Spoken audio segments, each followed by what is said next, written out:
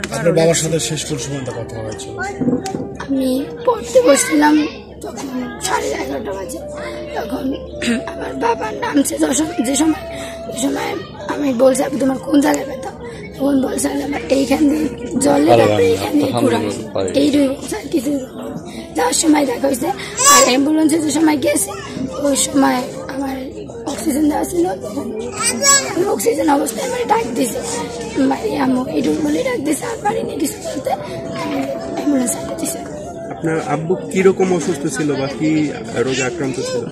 আব্বুর হাড়ের সমস্যা ছিল। হাড়ের সমস্যা ওই বছর রোজা, 1 বছর আগে রোজা, ওই সময় অ্যাটাক করে প্রথম ফার্স্ট, তারপর আবার এই 2বার করছে।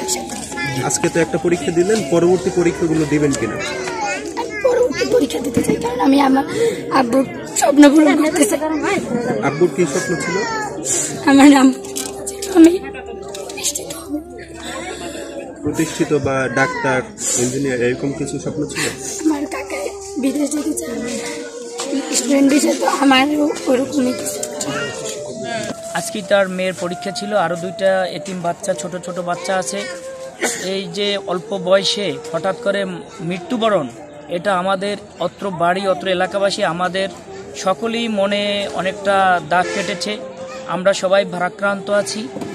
আর এই বাবার লাশ রেখে মেয়ে পরীক্ষা দিয়েছে, এই বিষয়টা আমাদের কাছে অনেকটাই মেয়েটার মনের অবস্থা, তার স্ত্রীর অবস্থা এবং তার মায়ের অবস্থা, ছোট ভাইরা আছে, ছোট ছোট সন্তান আছে, অত্র এলাকাবাসী আমরা সকলেই আসলেই অনেকটা ভারাক্রান্ত। নাম কি আপনার? মোহাম্মদ আবু জাফর তালুকদার, সাবেক ভারপ্রাপ্ত চেয়ারম্যান, বদরপুর ইউনিয়ন। ওই মেয়েটা বিশেষ করে পরীক্ষা দিতে গেছে 10 তারিখে, বাবার লাশ পাশে চলে গেছে, এটা খুবই শোকাহত পরিবার। আজকে ওর বড় মেয়েটা সবেমাত্র এই এসএসসি পরীক্ষা দিচ্ছে। আজকে ওর বাবার মৃত্যুর ডেড বডি বাড়িতে রেখে 5 কদম বুঝি করে ও পরীক্ষা দিতে। জানি না ও কি পরীক্ষা দিচ্ছে কি না দিচ্ছে জানি না, অবশ্য হয়তো এই সমাজে আরো কেউ পারবে কিনা জানি না, হয়তো ও মেয়ে কি দিয়েছে। আর 2টো বাচ্চা, এতিম বাচ্চা, একদম মাসুম ছোট বাচ্চা, তো জানি না যে আমার বাবা মরে গেছে, এই আর কি।